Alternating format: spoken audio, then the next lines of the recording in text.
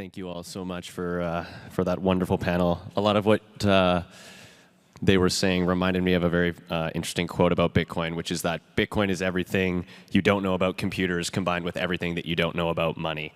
And that's one of the reasons it's so important that we have conferences like this.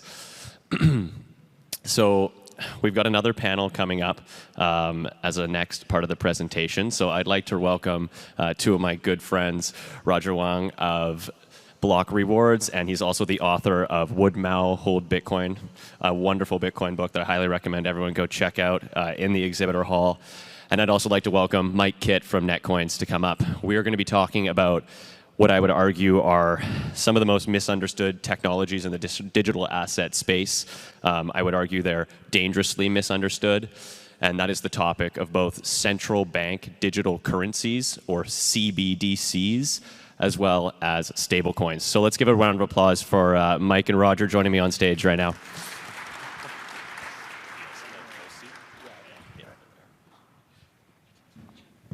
Hey everyone, welcome to this panel on WTF are CBDCs and stablecoins. I'm sure if you're here, you must be wondering about that topic.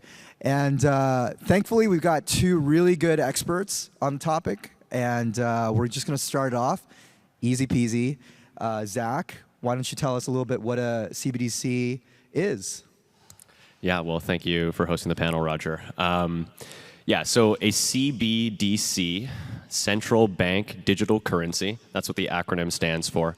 I notice a lot of the time in my work at the Human Rights Foundation where we're kind of talking to a lot of people that are not necessarily very accustomed to this new wave of digital currencies and all the different forms of digital currencies, if you will. You know, we have Bitcoin, really the first, the one that set the standard and the only one that truly is of importance today. But you also have things like stablecoins and central bank digital currencies and meme coins and all of these other cryptocurrencies that are claiming to do all these things. And so for someone new who's coming into the space, they look at this and it's very difficult to differentiate between all of these different digital assets. That being said, the important distinction you have to make when it comes to a central bank digital currency is that a CBDC is a direct liability of a central bank. So it is basically, you can think of a CBDC as a digital version of a country's fiat currency.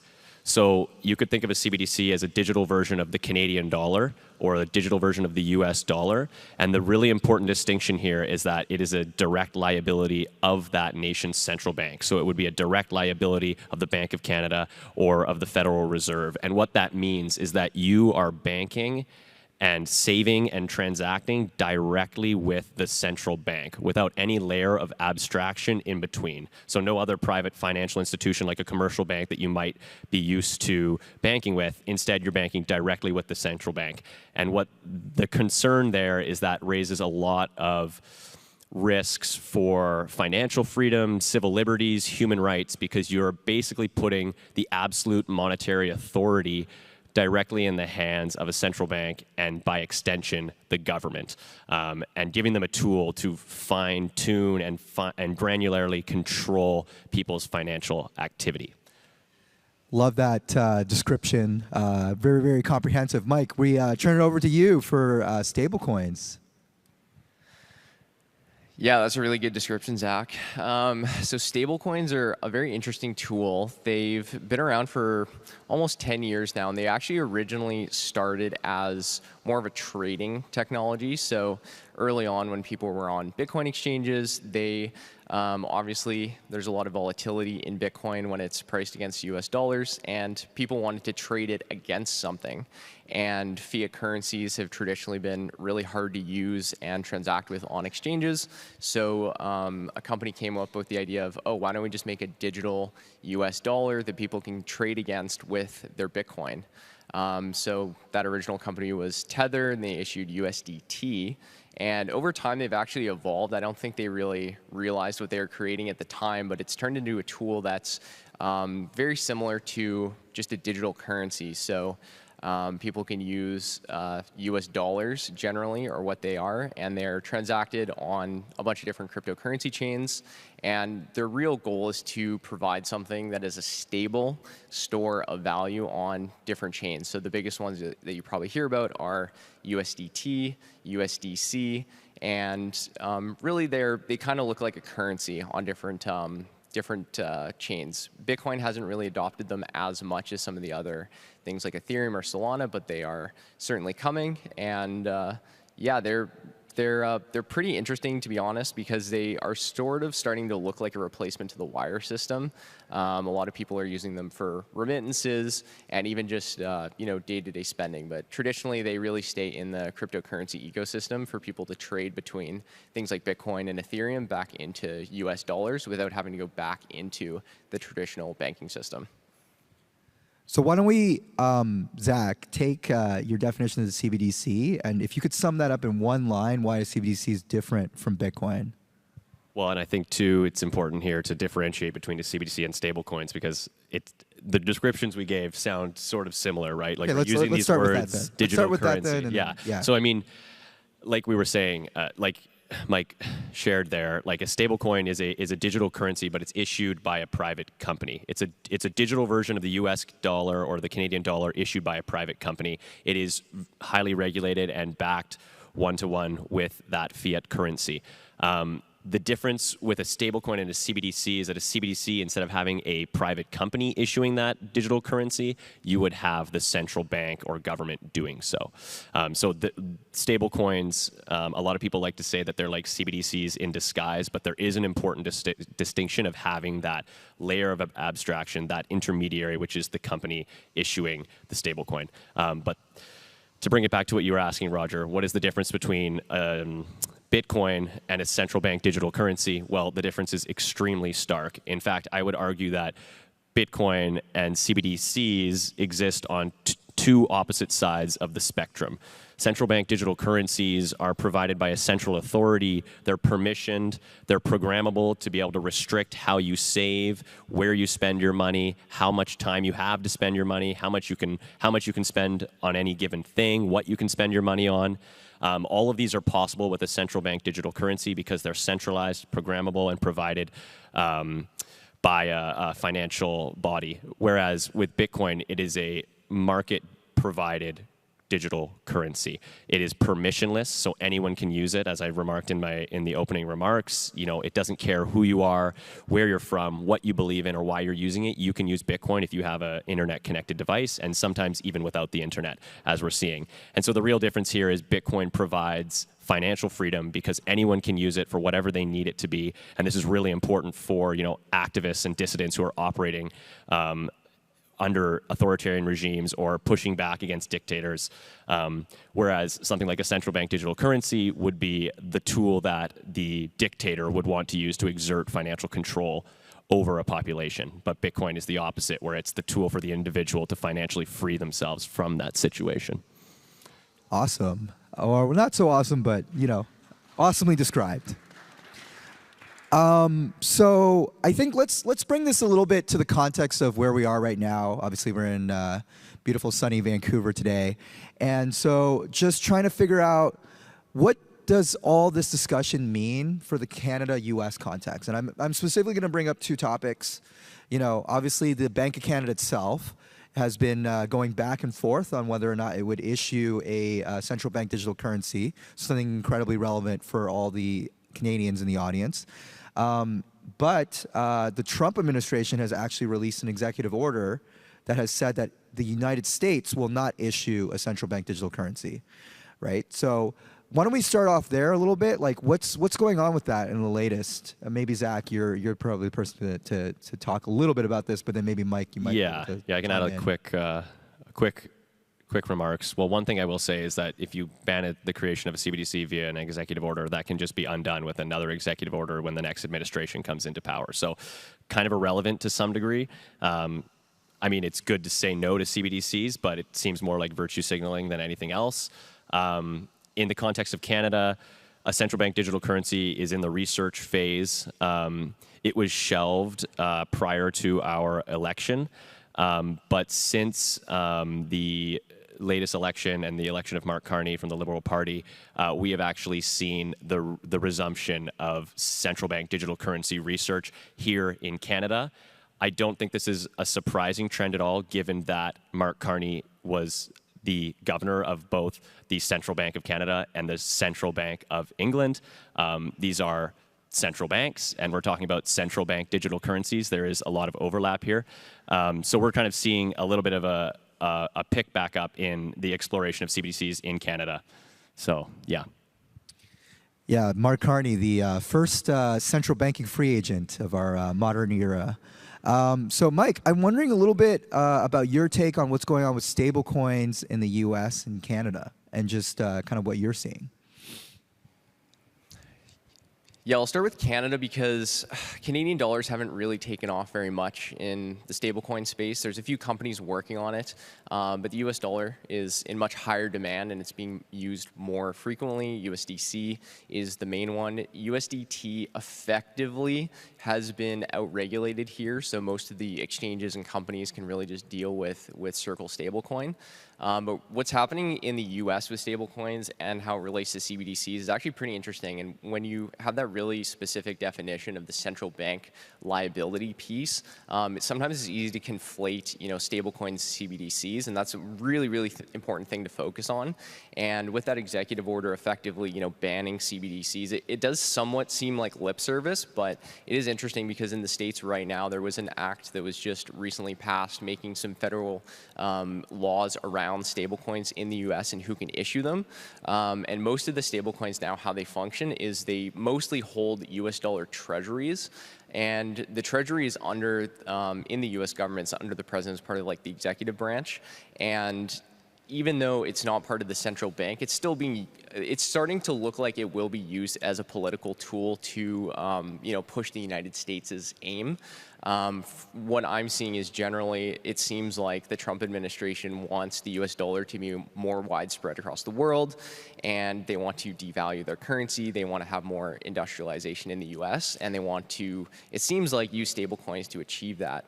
And one of the really key pieces about, central bank digital currencies versus stablecoins and CBDCs, the part that I think we really care about is, can someone censor you? Can someone stop you from doing these transactions? And with Bitcoin, of course, no one can. And whether it's a CBDC or a stablecoin, they do have those features. They're programmable, and we have seen even Tether, which I would argue kind of started more as a Bitcoin adjacent type product. It was more freedom oriented. We are starting to see them now censor transactions, so they are starting to come closer to that CBDC look. And even when you look at the acronym USDC, CBDC, it's kind of hard to think that they aren't starting to look like the same product. So there's some wordsmithing there, but we do have to be cognizant of what these tools do and how they really differ from Bitcoin and why it's important for people to use Bitcoin over the long term instead of these, centralized products that are basically just bank/political tools in the long term. Yeah, so we've had a little bit of a view into the Canada-US context, but of course, this discourse, Bitcoin, central bank digital currencies, and stablecoins, this is happening across the world. I'm going to turn it to you first, Zach, but I'd love to hear, what's happening around the world, especially since, we live in a place in North America, which is a very different context from the rest of the world, just to set some framing. So, for example, China and other countries like China have gone from using cash almost exclusively to almost leapfrogging past North America to using mobile payments first, right? And this is ripe for central bank digital currencies to step into the void. So just kind of curious, leapfrogging a little bit on that, Zach, what are you seeing kind of internationally? Of course, you're at the Human Rights Foundation. You're writing newsletters, you're kind of updating the CBDC tracker, which is a great resource, by the way, on this. So what's going on kind of globally? What are some stories that you think might resonate? Yeah, it's not good.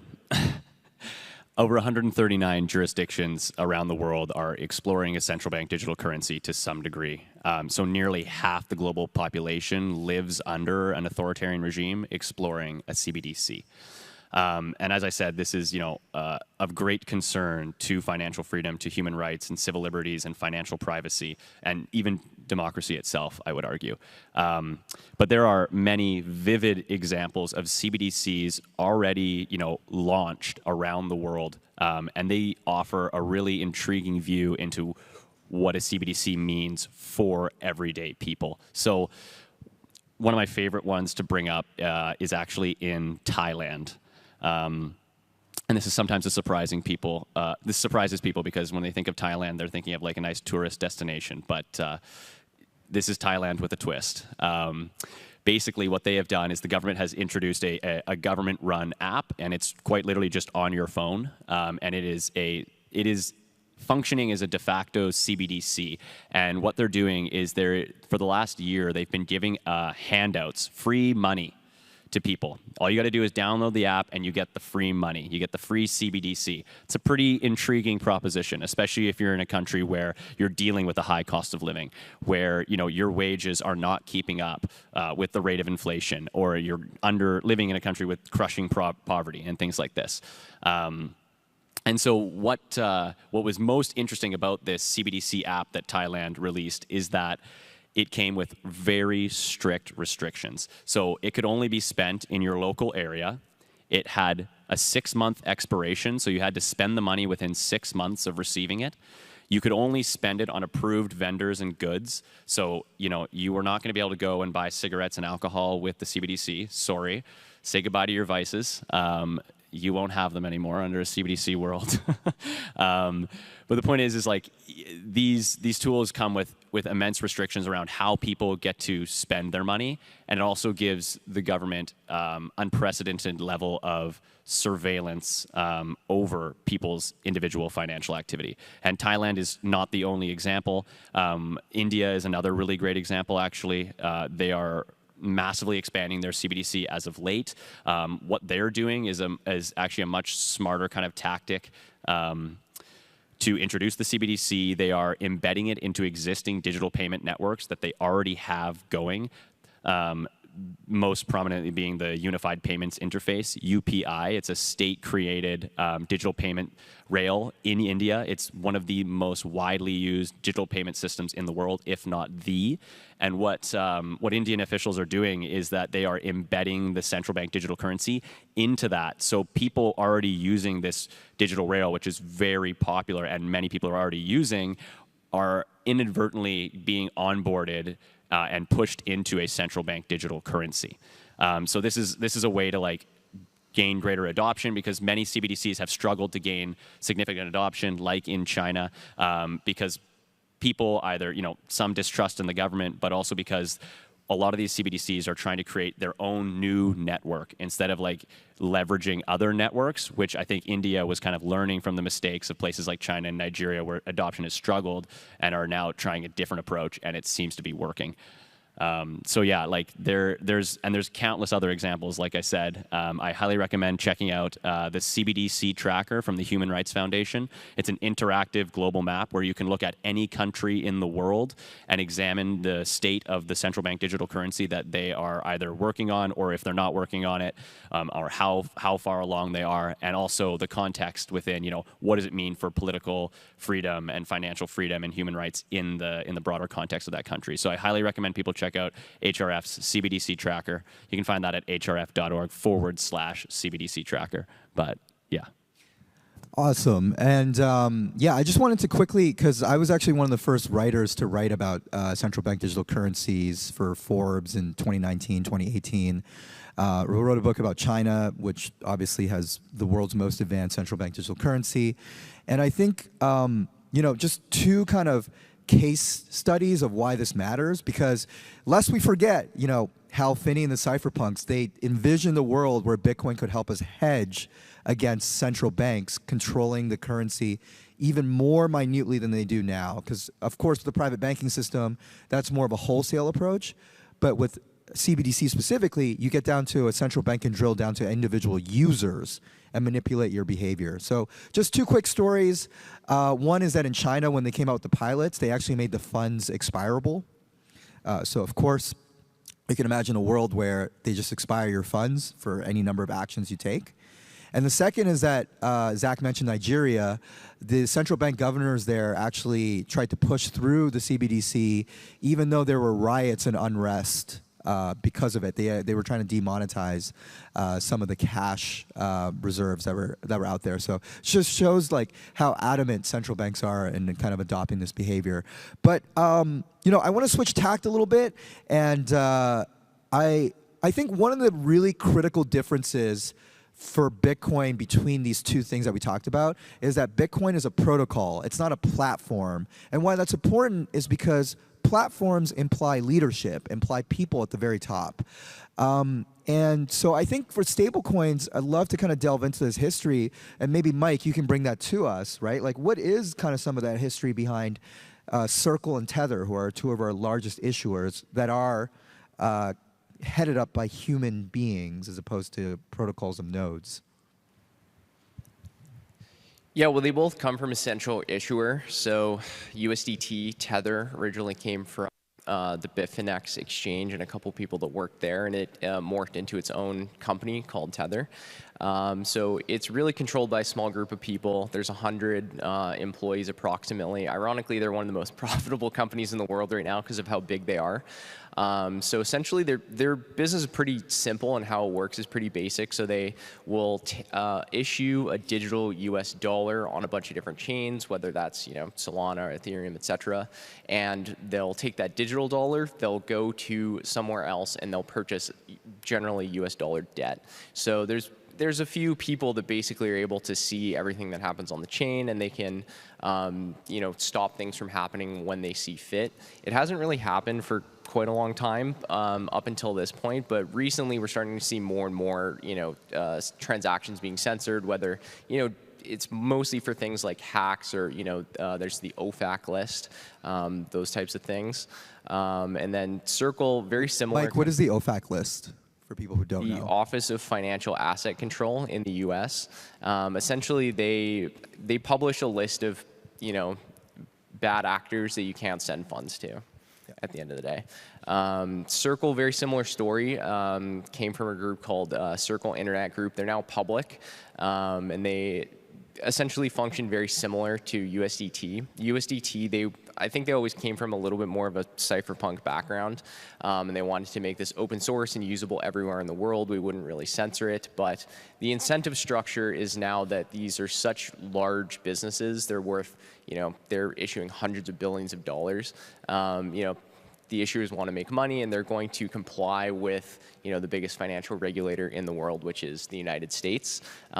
Recently, Trump had a lot of the CEOs on stage and was kind of calling them out personally, and kind of congratulating them on this great product that they built. But when you have these figureheads and these individuals that are malleable, they have their own incentives. They're going to make decisions that make the most sense for their own businesses and their own interests. Whereas something like Bitcoin, it's just everybody that's participating in the network and the code that really matters. And what like I mentioned before, what we really care about is making sure that these things are not censorable, and they're ours to use how we see fit from a protocol level. And it's your choice if you want to use a stablecoin versus Bitcoin, but at least we have something that we can opt into, like Bitcoin, that's outside of these networks. As they get closer and closer to sort of the regulated kind of financial system that we already see, Bitcoin's starting to and continuing to shine as just this unstoppable beast that everybody wants a piece of.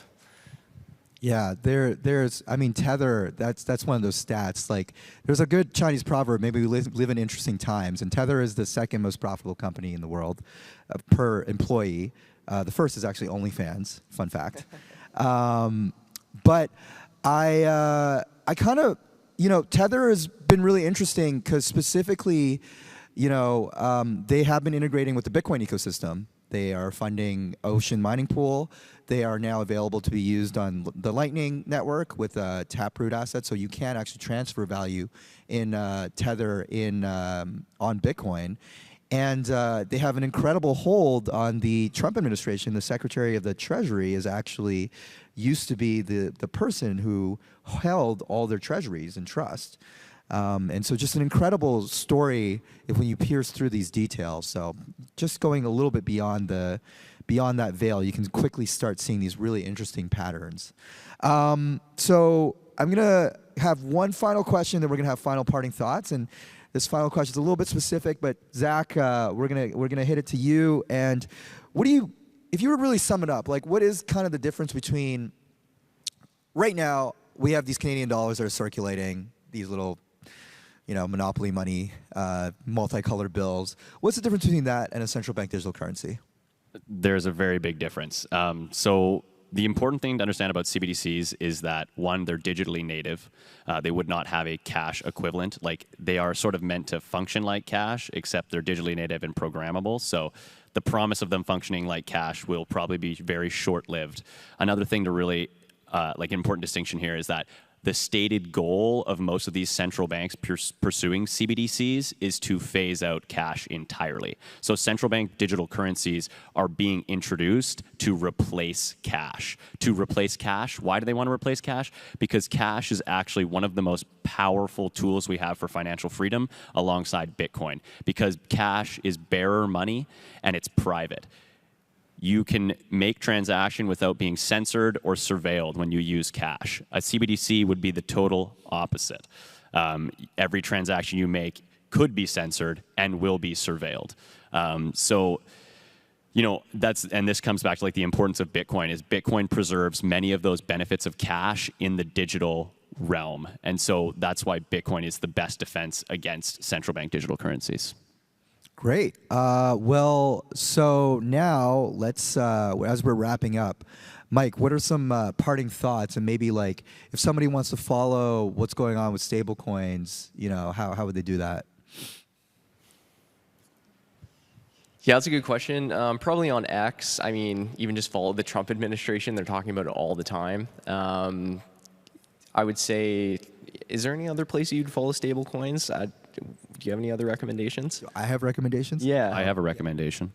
Okay, Cornell University just is in the process of releasing the preliminary findings of their Global Bitcoin Adoption Index. This is a massive research undertaking that covers over 50 countries, 25,000 people, and 500 in-person interviews, and is the first time we've ever had a global research study on the adoption of exclusively Bitcoin and stablecoins. And so the findings are going to be coming out in 2026, but highly recommend following along. The Cornell Bitcoin Club is going to be publishing all of those findings on their website and on their Twitter account as well. So that's one way to kind of look at stablecoin adoption and why people are choosing stablecoins, why people are choosing Bitcoin, why they're choosing one or the other. It's going to be really interesting. So highly recommend people check that out. I have a little bit of an odd recommendation, which is like find someone who's like in a country that desperately needs US dollars and just talk with them. Iran, Argentina, Turkey, China. These are the people who are actually using stablecoins.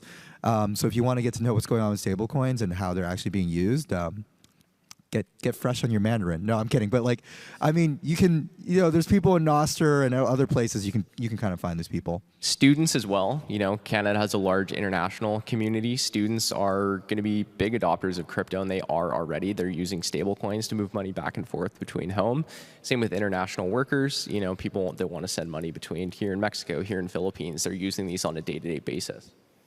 Yeah, and so Zach, any final parting words? And yeah, you have 30 seconds to shill the newsletter and the tracker and everything else you want to shill. I love shilling, yeah. No, HRF just does such amazing work around a lot of the central bank digital currency stuff. So I definitely recommend going to HRF's website and looking at what we're covering regarding central bank digital currencies, staying informed, because this really is a topic that merits your attention. It's dangerously misunderstood, and if we just sit around and let central banks create central bank digital currencies, you will watch your financial freedom disappear right before your eyes, and you won't be able to do much for it, but that is why we're adopting Bitcoin. So yeah, like my final thought would be CBDCs give governments granular control and surveillance over all of your financial activity, if that is what is adopted and what is pushed upon us. Whereas Bitcoin gives you financial freedom. So everyone needs to be thinking about this. It's a topic that is worth studying more. I recommend all of you go check out some resources on CBDCs and stablecoins. Learn what we're up against and learn about how Bitcoin can be used as a defense against that for true financial freedom. Okay, that wasn't quite a shill. That was kind of like half a shill. So I will actually shill. I think the Human Rights Foundation has an amazing resource on the CBDC tracker, which is way better than the other CBDC trackers, which tend to be pro CBDC. Just FYI. So highly recommend you all check it out. And then there's also, of course, the Financial Freedom newsletter, which Zach writes. He's probably a little bit too shy to actually openly say that, but I think it's amazing content. And with that, I want to thank all of you for spending the time with us on this critical topic. I think hopefully that you'll have left a little bit more educated and a little bit more understanding of what CBDCs, stablecoins are in relation to our favorite topic, Bitcoin. Thank you.